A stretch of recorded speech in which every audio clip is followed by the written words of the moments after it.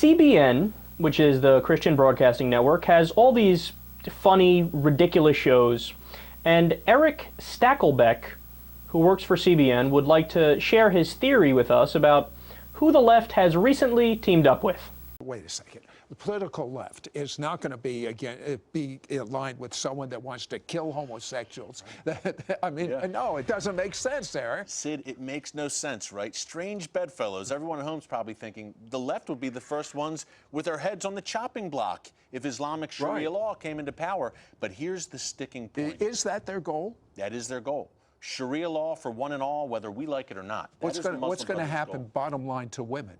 Well, there will be no women's right, and every women's right, Sid, and every woman from so how's small the to far large. left get Sid, together with it makes our heads might explode here on set trying to wrap our heads around this. Here's the deal, Sid, and here's the key point people at home need to remember.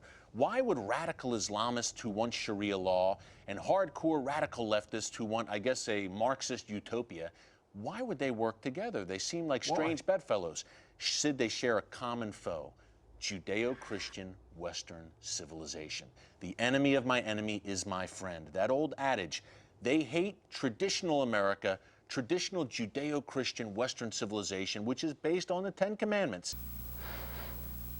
Yeah, we're based on the Ten Commandments, which is why if you disrespect your parents, the law is you get the death penalty, and which is why if you build a statue to Buddha or to Muhammad or to any religious figure, you get the death penalty, which is why we only, 3 or 4 maybe of the Ten Commandments are actual laws?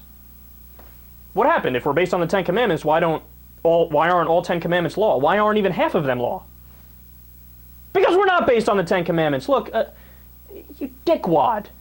The United States is explicitly based on the Enlightenment, right? And, I mean, the Establishment Clause is in the First Amendment, which says that you're not going to mix church and state. The government shall not establish a religion. You know how many times God is referenced in the Constitution? 0. And here this guy is like comically arrogant. Like, oh, yeah, well, obviously America, Western civilization is based on the Enlightenment. I'm sorry. Funny Freudian slip. It is based on the Enlightenment. Is based on the Bible. No, you know what was based on the Bible? The Inquisition. The Crusades, burning witches, the KKK, mass pedophilia. Now don't get me wrong, I don't want to portray it like it's all negative. There's a lot of humanitarian things that happen because of religion. There's a lot of great religious folks out there, right? But look, when we had Christianity ruling everything, you know what it was called? The Dark Ages. If somebody puts leeches on you and rubs snake oil on your face when you have cancer, that's a Christian treatment. Or like Peter Popoff, the Reverend Peter Popoff, selling his miracle spring water on TV that cures debt and cancer. Okay, there's parts of Christianity for you. You know what the Enlightenment brought us? It brought us modern medicine. It brought us a rational system of government with checks and balances. It brought us the brilliant Constitution that we have here in the United States. It's not perfect, but it was a pretty damn good document, especially comparably speaking at the time to other places. I mean, this guy has no understanding of history. And then the other point here, dude, Christianity and Islam agree on almost everything, right? Now, to be totally fair, it is true that Islam is a younger religion, so it's going through its rebellious phase now, if you will, right? Just like Christianity had its rebellious phase. And you can certainly make the argument that while you do have Christian terrorists and Christian extremists, I believe the number of people who are Islamic that agreed or had a favorable opinion of bin Laden and or Al-Qaeda was 9%.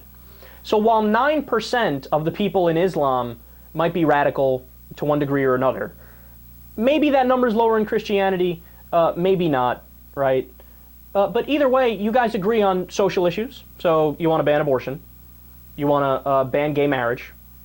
You guys agree on foreign policy issues. You want to spread your religion via your foreign policy. You want to be imperialistic and rule the world in your own separate, distinct ways. You both want to mesh together religion and the state. You want to make it so that your ideas are exclusively taught in the schools and all others are excluded, right? So for people who claim to hate each other so much, you actually agree on a hell of a lot. And guess what?